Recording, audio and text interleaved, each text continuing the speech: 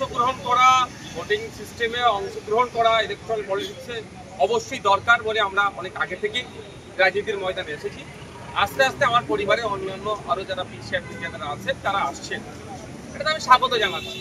তবে ব্যাপারটা হচ্ছে দল চয়নের ক্ষেত্রে একটা দুর্নীতিগ্রস্ত দলকে চয়ন করে ফেলেন, ফলে এটা নিয়ে অনেক সমালোচনা হচ্ছে, আলোচনা হচ্ছে, এটা নিয়ে অনেক চর্চাও হচ্ছে।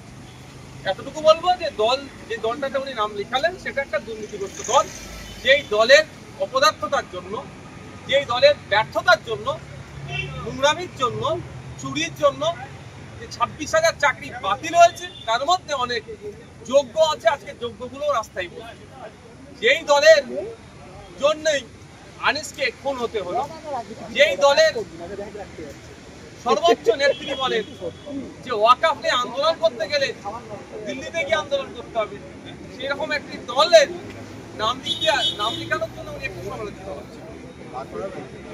ক্ষোভ প্রকাশ করছেন খুব ক্যানিংয়ের বিধায়ক শওকত মোল্লা। তিনি বলছেন যে কাসিমপুর থেকে কখন কি বলেন কদিনের বিভিন্ন করেছেন এবং এদের মনে হয় খুব বেশি রুজি রোজগার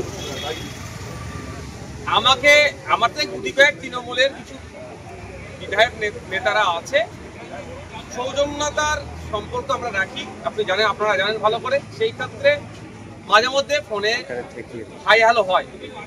গতকালকে আমাকে এইরকম বেশ কয়েকজন ফোন করে তারা ক্ষোভের সাথেই বলছিলেন যে আমরা এতদিন দল করছি, এত স্যাক্রিফাইস করছি, হঠাৎ করে কেউ আসলো তাকে দলের এত বড় পদে বসিয়ে দিল, এটা কি গণতন্ত্র? আমি তাকে উল্টে জিজ্ঞাসা করেছিলাম একটা কথা, তারাই কথা বলে রাখি।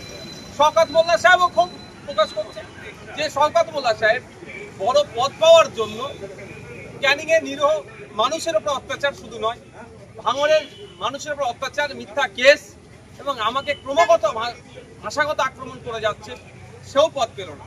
তবে গতকালকে যখন তৃণমূলের কয়েকজন নেতা আমাকে ফোন করেছিলেন, আমি তাদেরকে জিজ্ঞাসা করলাম, দাদা আপনাদের দলের জেনারেল সেক্রেটারি কতজন? তিনি আমাকে অকপটে উত্তর দিলেন, দাদা এটা আমার পক্ষে বলা সম্ভব নয়, কারণ কখন কাকে বসিয়ে দেয় বোঝা মুশকিল। তারপর অনেক ভাবনা চিন্তা করে দেখলাম এই প্রশ্নটা যদি মমতা ব্যানার্জিকে করি, এই প্রশ্নটা যদি সুব্রত বক্সী মহাশয়কে করি যে স্যার আপনাদের দলের মোট জেনারেল সেক্রেটারির সংখ্যা কত, উনি আমার মনে হয় 5 মিনিট মাথা চুলকাবে, তারপরে হয়তো এক্সাক্ট সংখ্যাটাও বলতে পারবেন না। মানে যাকে মনে হয় সকাল সন্ধ্যে ধরে বসিয়ে দেয়, একটা পোস্ট, বাকি সব ল্যাম্প পোস্ট। শওকত মোল্লা সাহেবের এখন অস্থিরতা বাড়বে, কারণ যে কাসেম ভাই সাহেবের সম্পর্কে, ভাইজান সম্পর্কে শওকত মোল্লা এতদিন আক্রমণ করেছে, বাই ডিফল্ট ডেজিগনেশন অনুযায়ী কাসেম ভাইজান শওকত মোল্লার অনেক ওপরে বসছে, কাসেম ভাইজানকে এখন ভাইজান সম্বোধন করতে হবে, ফলে ওনার একটু ফাটবেই।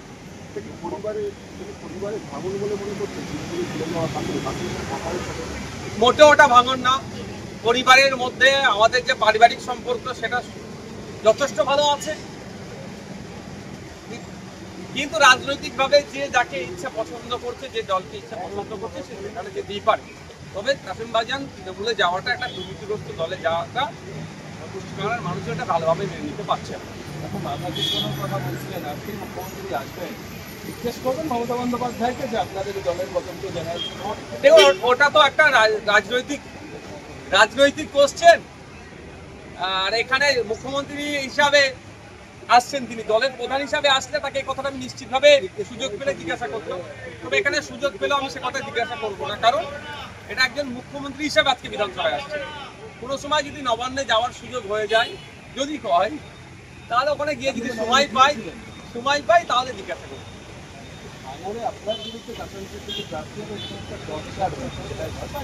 আমি চাইছি আমার বিরুদ্ধে মুখ্যমন্ত্রী প্রার্থী হোক, আমি এটা চাই, আমি অন্য কাউকে চাইছি না।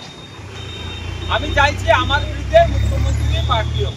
তবে একটা কথা জানিয়ে রাখি, পশ্চিমবাংলার মুসলিম সম্প্রদায় তৃণমূল থেকে যেভাবে মুখ ফিরাতে শুরু করেছে, কাউকে দিয়ে ড্যামেজ কন্ট্রোল করতে যদি চাই সেটা হবে না, কারণ একের পর এক পদক্ষেপ তৃণমূল কংগ্রেসের, মুসলিম সম্প্রদায়ের মানুষজন ক্ষিপ্ত হয়ে উঠছে।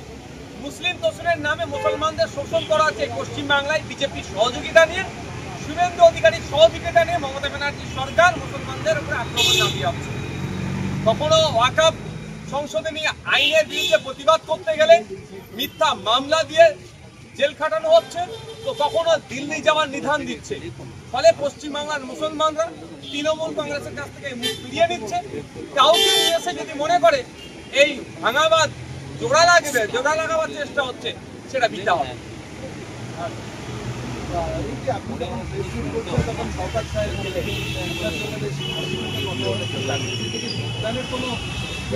আমার সাথে কথা হয়নি, কারণ হচ্ছে আমি আপনাদের কোশ্চেনের উত্তর দিচ্ছি।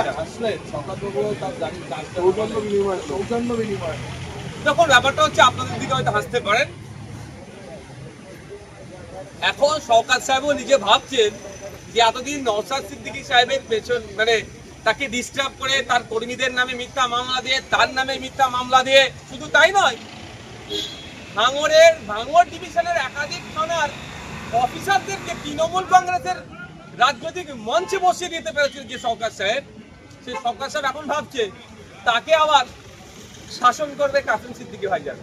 ওই জন্যই হয়তো হাসিটা দুঃখের হাসি আসছে না সুখের হাসি আসছে, তাকে জিজ্ঞাসা করুন আপনারা। আপনি খুশি কাসেম সিদ্দিকী তৃণমূল কংগ্রেসের যোগদান? দেখুন, একটা অন্য রাজনীতি দলে গেছে, আমি তৃণমূলের কংগ্রেসের চরম বিরোধী, বিজেপির চরম বিরোধী, খুশি হওয়ার প্রশ্ন আসবে কেন? তবে হ্যাঁ, রাজনৈতিকভাবে আমি তাকে স্বাগত জানাবো, রাজনৈতিক ময়দানে রাজনৈতিকভাবে মোকাবেলা করার জন্য। এরপরে কাসেম সিদ্দিকীর কথা হয়েছিল আপনার? না, আমার হয়ে ফুরফুরা শরীফের বিদ্যালয়ের রাজনীতি আছে, এটা কি খুব ভালো সংকেত নাকি অন্য কোনো সংকেত? অসুবিধে কোথায়? আমি তো মনে করি আরো বেশি বেশি করে যারা ধর্মীয়